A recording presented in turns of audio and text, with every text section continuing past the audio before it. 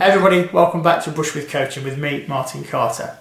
So I first noticed it 15 years ago. I was living in London and I had to change trains at Clapham Junction. Now Clapham Junction at the time was Europe's busiest train station. It may well still be, I'm not sure. And I'd get off the train and I'd start walking towards the steps that would take me off the platform, and suddenly all these people would come rushing past me. And they'd throw themselves at the closing train doors to try and get on that train. And I reckon in my years of changing trains, about 80% of people never made it. 4 out of 5 people were left standing on the platform, hot, blood pressure up, heart rate up, frustrated at having to wait for the next train, which would be along in 2 minutes' time.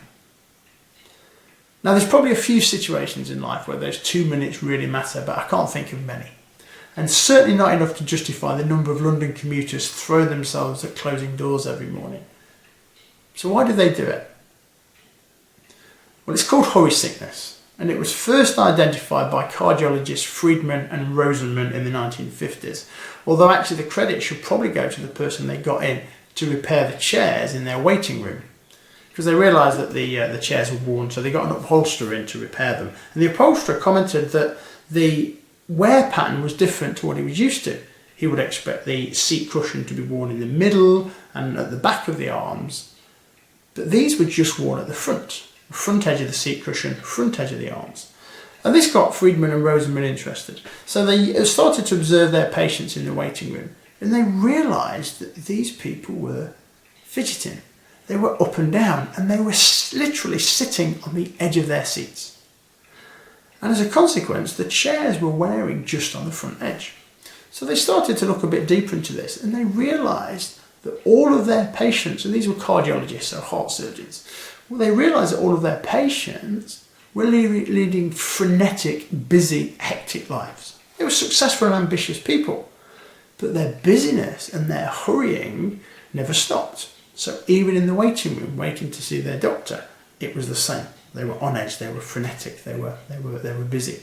And it was that was principally making them sick.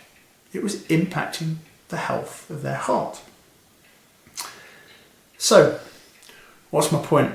Well, my point is that busyness never used to be a sign of success. Now we wear it as a badge of success, but being relaxed, being unhurried used to be a sign of wealth and status. But in the late 20th and certainly into the 21st century, we flipped that. And being busy is what you need to be successful. And it's making us sick.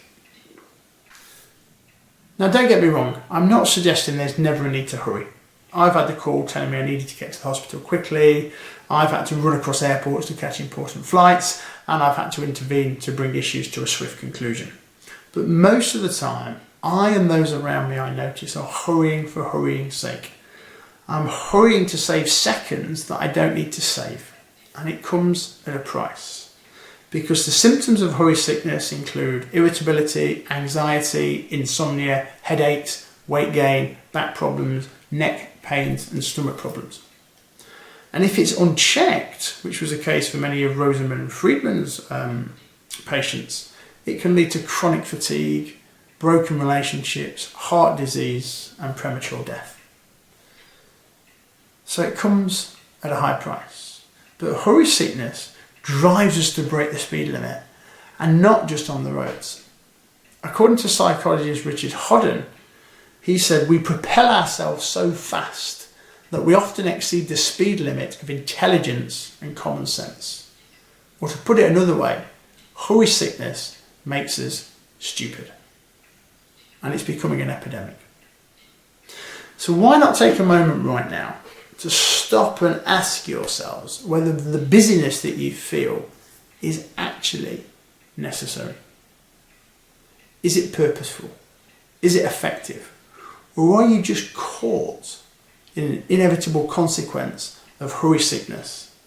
And perhaps it's a choice you're making.